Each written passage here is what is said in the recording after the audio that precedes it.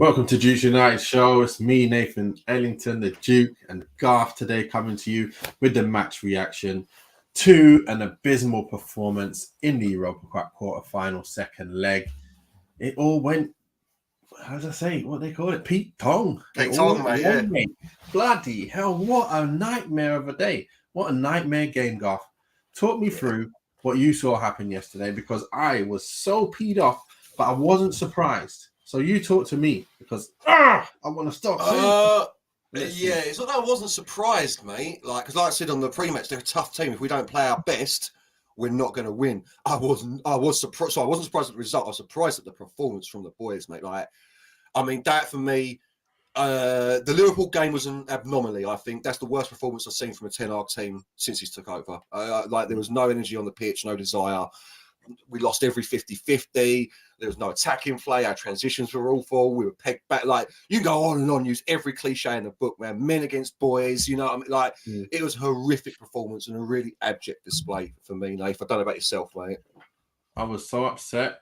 I was watching the game just thinking, Sevilla looked like a Champions League team. I don't know what's going on, but why is it that these guys can come and play like they played at Old Trafford, like they're a relegation team, and then the next week they look like they're a Champions League team? It's mad. It's crazy. But again, they got a reputation for winning this cup.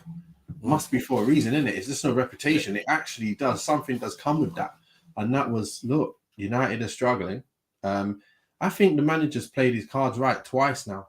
He went with what he went with at Old Trafford. Like I said, what I realised they did, waited for us to take off our best players and try to weather the storm as much as possible. Even 2-0 down, we should have be winning 4-0, and we should have been able to keep that a clean sheet, and then it would have been no problem. But in the end, we get injuries to key players that make us who we are today. And then them key players who, when they're not in the side, we are just like we are last year. And that's exactly what happened. We played just like we are last year, and we can't do nothing about it. This is the thing. It's not like we can play better. We just don't have players in them positions that will get us playing better. That's our issue now. We got an issue for the rest of the season. For me, I'm looking at this as the bigger picture. We're struggling.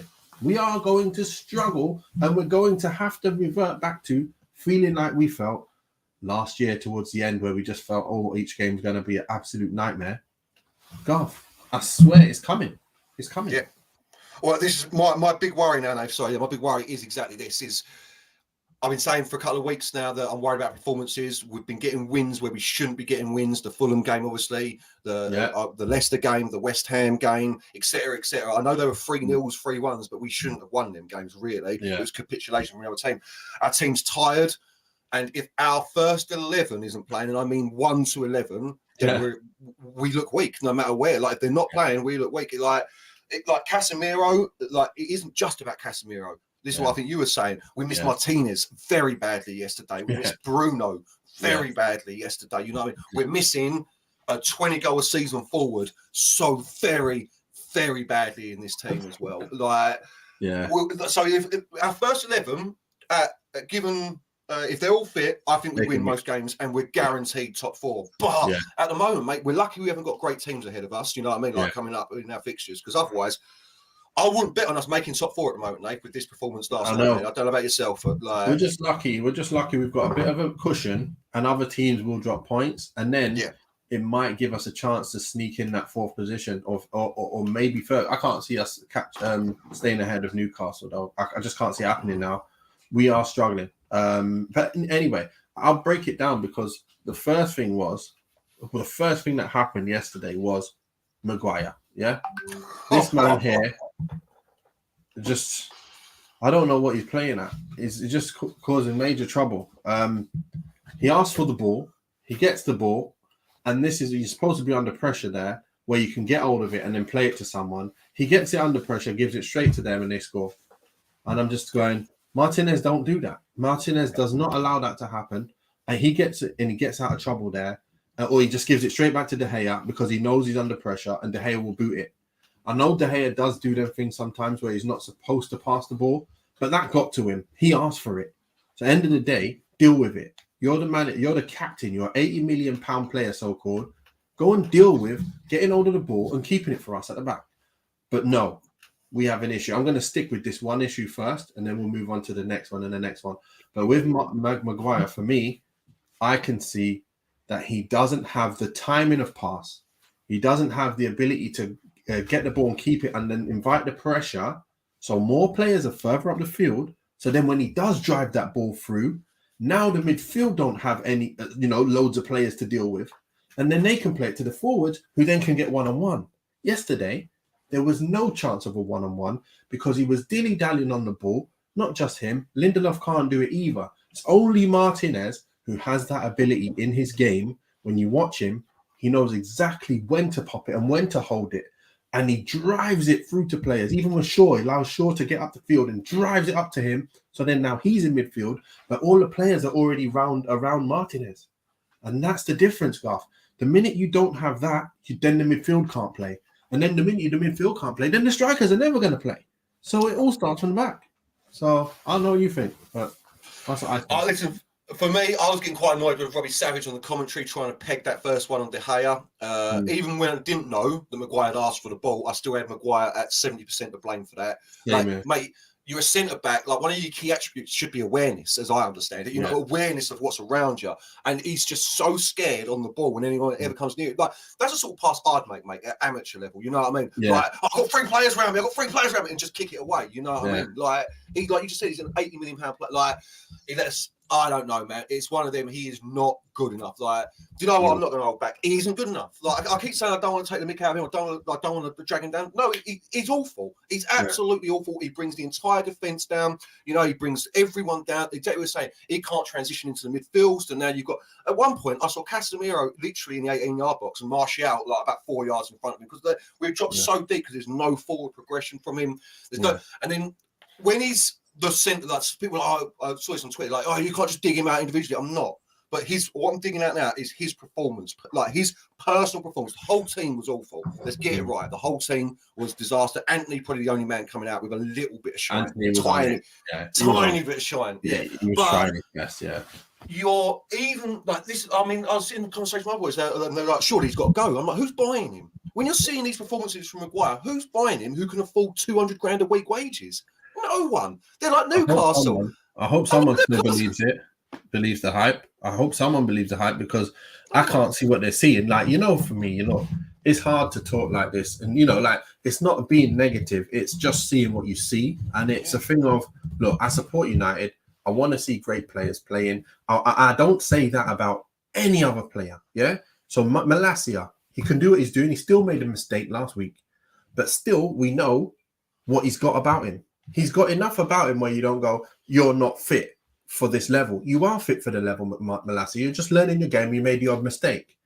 But then you've got players like Maguire who are in nosebleed territory permanently, should not be there. They cannot handle that level of football that we're trying to play at. So why not get rid and let's find someone? It's happened to many players. It's happened to Kleberson, Jemba, Bellion, all the players we mentioned last time. He's one of them. But for some reason, someone spent 80 million on him. I was going to say, like, the difference with Kleberson, Jemba, these boys weren't on 200 grand a week. It can't. I do want to. What a joke, mate. What a joke. I'm sure United do want to get rid of him, but it's Phil Jones all over again. Unless he's taking a pay cut, because I can't see any top 6 team looking at him. Newcastle got better defenders already. They've got better centre backs already.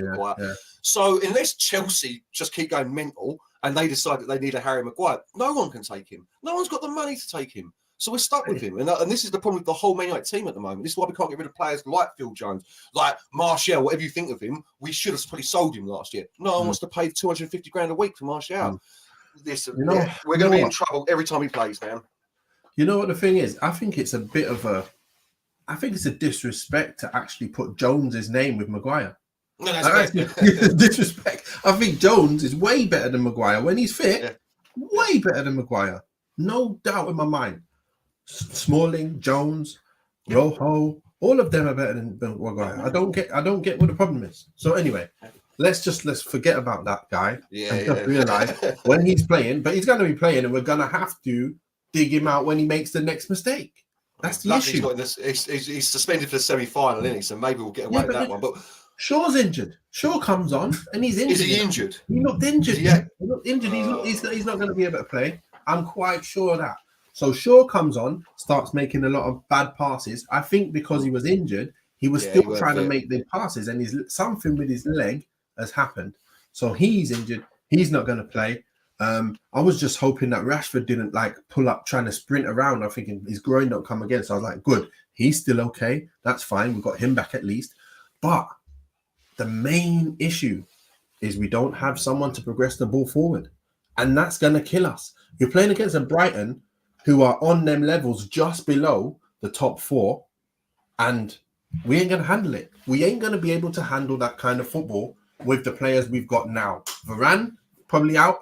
And he ain't even enough. He's the one who's very good defensively, but he isn't one that pops the ball through the lines with the timing I'm talking about. That's Martinez. He's the only. That's why I put Martinez as the best defender in the league. I don't mean one-on-one defending. I mean as an overall player, what he means to a defense, that he provides all them things that you need as a defender to be an elite player and to change the team. And again, what you said before about Casemiro, it's not just Casemiro. It's Martinez who then kicks on to Casemiro, who then kicks on to the Bruno. So now you've got that spine, what is amazing. And the spine is what makes it any team good. Why do you think Liverpool has so far dropped off? Look how many players are still there that still can kill it, but because their spine is no longer the same, they're dead. They're dead. Yeah. So it's a killer. But look, on to the next one. Martial got injured. Martial gets injured, yeah? Let me just bring this guy up because it's nice to see his face sometimes.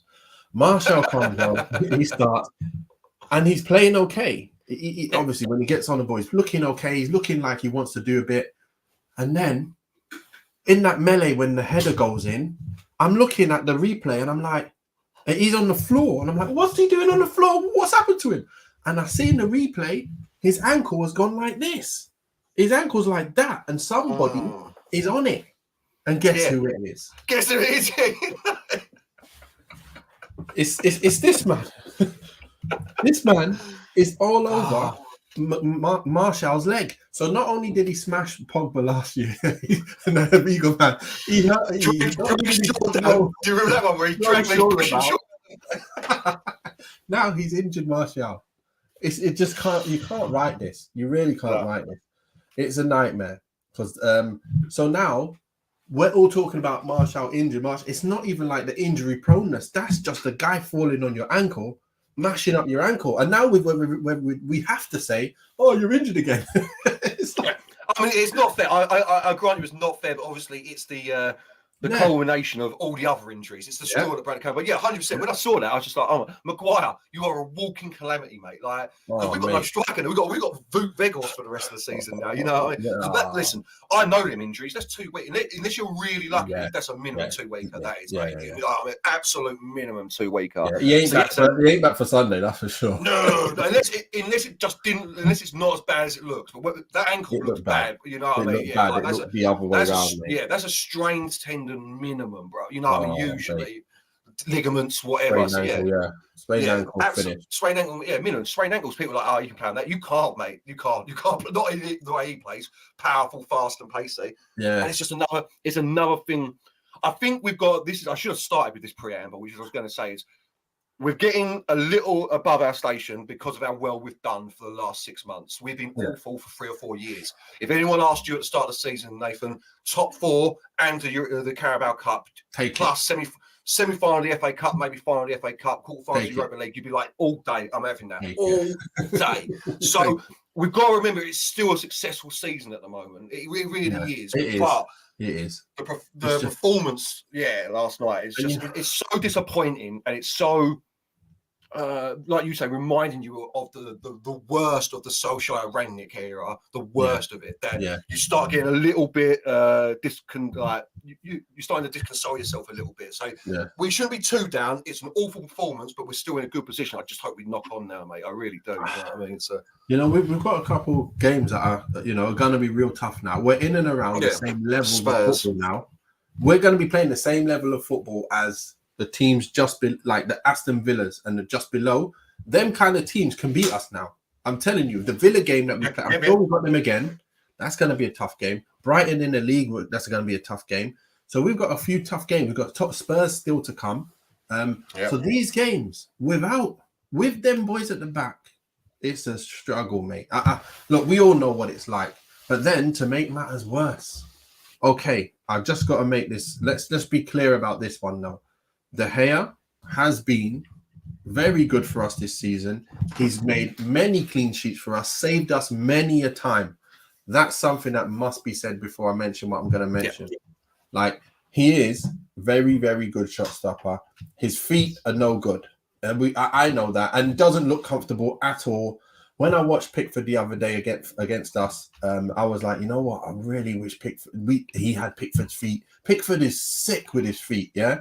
He's unbelievable. He wants to play. You see, he wants the ball. Every time that ball comes near him, he's like, bang, yeah, you get it, bang. Volleying balls, taking balls and coming off his line. And he just looks so comfortable with his feet. Opens out, pops it. And De Gea is like all straight upright. And it looks like he's got like floppy legs. And he can't actually play football.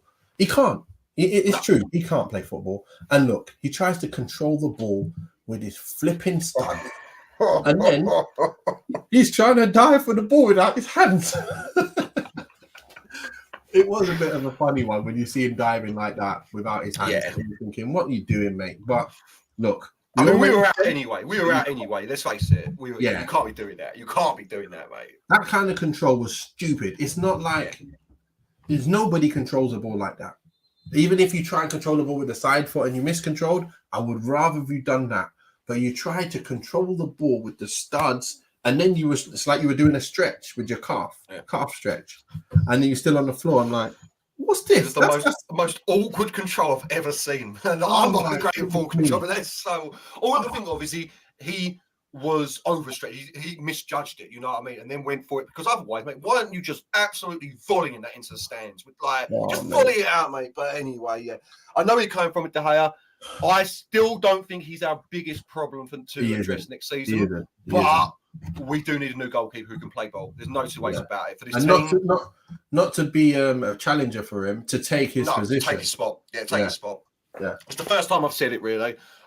When we first got Ten Hag, I said then that I thought De Gea would be his first casualty. But again, it's the wages, and he saves us points. There's no two ways about it. He saves us points a lot of the time. So, but yeah, going forward, we might need to bring in, which is what I never wanted, but it might have to happen, a goalkeeper whose shot stopping ability is far less than De Gea, but can actually start these attacks from the back, which seems to be the modern goalkeeper anyway, mate. You know what I mean? The only problem is there, Garth, if Martinez isn't playing and you have just a player like that, then he's going to get peppered, because that's what the defense we've got. So you've got to kind of, the good thing is Eric Ten Hag, as soon as he came in, he realized what he needed and got it straight away. He goes, Martinez straight, that's going to bring that into my team. Casemiro straight, that's going to do that for my team. All right, I got no time to bring in another striker yet.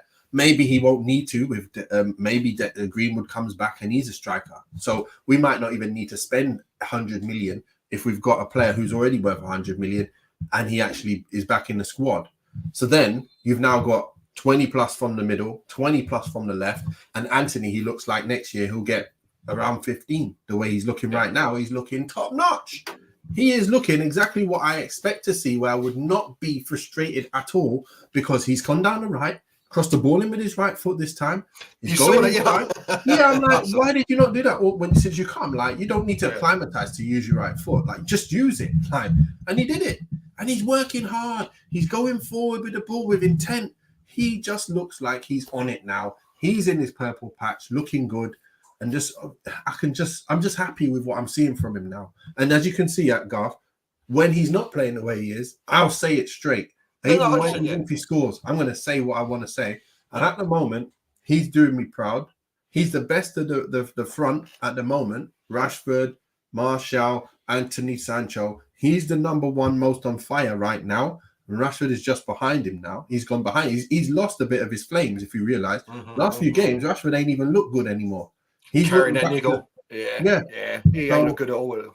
Yeah, so we need to pick it up. I'm sure we'll get it back and get some goals before the end of the season, but I think Anthony looks odds on to be the most dangerous throughout the last few games. Yeah, Anthony, without a doubt, is our best player at the moment. He's in the last few games, like you're saying. If we're going on a 5-game basis, he's definitely been the best performer. But this is what I'm thinking now going into the Brighton game. I think you've got to play Sancho through this until the end of the season. At the end of the season, we need to reevaluate exactly. And I mean, really, like the sports people really need to like all the data and everything, really figure out what he can bring, what he can do. There's a different conversation. Anthony starts, and you're just going to have to put Rashford through the centre because Food brings us nothing. Like so, but now you're talking. We've got nothing else. You've got Palestri to throw in there because Matt shows out as well. So you've only got one option now to bring on up front. You know what I mean? Like the defence, we've got no options on the bench. Like this team is paper thin. Now.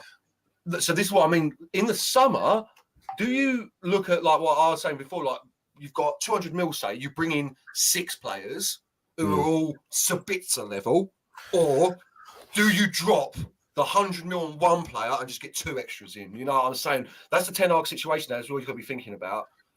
You know what I would do? I'd be looking to strengthen my team to be the best because I know when everybody's fit pre-season, I've got most players, most positions are okay, but it's like I said, it's the spinal positions which need the proper masters in the position. So your Casemiro replacement, your Martinez replacement, and let's say, for example, Greenwood comes. Let's say he comes back. We've already fixed that striker position. There's no problem there. He's already going to give you 20 plus goals a season already. We already know that. And he's already done it from the right and the middle and the left. He can go anywhere. So I would still go a long time though, mate. He's a long time. Yeah. I get that. But again, pre-season, that's what it's there for. Get him fit and then get sharp like everyone else, and he'll be all right. And you don't lose the skills and you don't lose your ability to understand the game either. So I can't see him losing too much on that side. It's just really what I would then do is I'd look for a proper top player in defense or midfield and still up front anyway. But it means it'd be less emphasis on needing that up front so quickly first. So if you have to kind of bide your time, if there's no Kane, you don't just go, I need a Kane, I can't get Kane, I'll just get him. No, I'd rather we just chilled and really went for a Bellingham or a De Jong in midfield, because that's where you control the games in these kind of mayhem games. You need a De Jong who's going to just control it, but then you need a player at the back. So, like you said, his wages though. Did you see his wages though? Did you see De Jong's wages? 600. Oh my! No, he's on 747,000 euros a week, bruv. That's just stupid, isn't it? Like, how? So what's that? £650,000 a week? Well, like, we can't. We're not getting De Jong, but no wonder we don't want to leave. You know what I mean? There's no wonder. Yeah. Well, if he's not getting paid it, then he must come down. Not everyone. People can't be on that kind of money, man. That's ridiculous. It's Barcelona, mate. It's Barcelona. Yeah, that's ridiculous, though, isn't it? We need some of them levers. We need some of them levers that they've got, mate. And they don't even have money, and they're doing that. Oh no, it's madness, bro. Man, but I know what you're saying exactly right. I think in the summer, I was an advocate for bringing in 6 players, all of about 20 mil. Absolutely not. We need. No. I don't think Greenwood comes back into this team, Nate. I'm saying that now, mate. I've said what I've said about that. I don't think you can condemn a man who's got nothing hanging over him. So, but that's a different conversation. I don't think Man United bring him back into this team. No, I really don't. So I think you do have to go and get the striker. Do you think he gets sold then? Greenwood, I don't know what happens with Greenwood. I can't say that much. I just think that. I think that Man United have already moved on from Mason Greenwood, and I think he will get sold at a cut rate price. I don't think there's a team in England that will touch him. I really don't. I don't think that. Like, I just the PR surrounding it is just too much. Look what happened with the one in the lower leagues. Is it not Ched Evans? Yeah. Sheffield United. Yeah, and then they were like, no, but he got done. He got done, didn't he? And he was in jail. So he got done. He was in jail. And then they paid for it. It's a little bit different, but you see where I'm coming from. You know what I mean? But let me ask you this then. Let me ask you the question on that, because the way I'm looking at it, it looks like they're angling to get him back in. And the way I can see it is he's with his missus. She's pregnant. They're going to get married. And the child's on the way. And this the person who they're saying what's happened. So for me, I can see them trying to get him back in based on all of that, and I can see that if he's back in, how's he going to come out if he goes back in? If they try and go down that route, and they're really going to go, nah, it didn't work, mate, get out, or they're going to continue sticking with that because he's still with the person who they're saying, and plus he didn't get down for it. Yeah, no, I think that's more PR on his side, though, Nath. But listen, the Greenwood thing's a different conversation with different. I think that's more PR on his side. As I've already said, I hate what has happened, and I am adamant that what happened was what happened. What we heard and we saw, we know that's Mason Greenwood. But with no criminal prosecution, he's an innocent man, and I don't believe that you can hold it against him forever. But I just think Man United as the club, Man United as the business won't allow it. But I still think let's see when it happens. We'll then know from then. So. I still think with Greenwood back, we still go and try and get Harry Kane, bruv. You drop the 80 million on Harry left Kane. And right anyway, so it's fine. Yeah, exactly. You drop the 80 million on Harry Kane, 90 million on Harry Kane, and then you've got to get a solid centre back in and a solid midfielder in. Do you see what I'm saying? Like, you're on 300 mil, Nathan, already, bro. Like, it's... I guess we can find someone, though, that might be on the 40, 50 million kind of That's area. The thing, where, yeah. You know, who's coming up and he looks really good and then is good. We might even go for these Brighton players, and we might even go for the Fulham midfielder, the Palhinha. We might go for someone like that. Yeah, I'd take Palhinha as Casemiro's backup all day, mate. And exactly. In a rotating midfield all day, because I think Eriksen's 31 as well, and he looks like he weren't match fit yesterday at all. He wasn't match fit yesterday. He rushed back. Same as Shaw, same as Rashford. You know what I mean? Bruno's 28. We need reinforcements in that midfield, because otherwise you've got Scott McTominay. Sabitza's on loan, so we don't know if he's staying. Scott McTominay and Fred still. So we need reinforcements everywhere, mate. It's going to be an interesting summer. It really is. Anyway, it's look. We're going to have to just hope and pray that Sunday is to just Saturday just don't play well, because at this moment in time they're superior in my eyes. Brighton is superior to us. They're going to come to Wembley and they're going to touch us up. I feel we're going to be in trouble. So I'm worried. I am worried about Sunday now, especially with Maguire being involved in this side as a permanent fixture now from now to the end of the season. He's probably going to play all the time, and then with Lindelof. Not that I'm saying Lindelof's a bad player. This is the problem. Maguire's the bad one. Lindelof is the okay one who should be the squad player. And we shouldn't be any less of ability of a defender should be playing. And that's our issue. And then it brings down Shaw again anyway, because he's forced to stretch and run around everywhere where he shouldn't be. And then Delo looks back to the same old Delo as well. So again, everyone was playing. It's not just Maguire, but it is, because it starts there as well.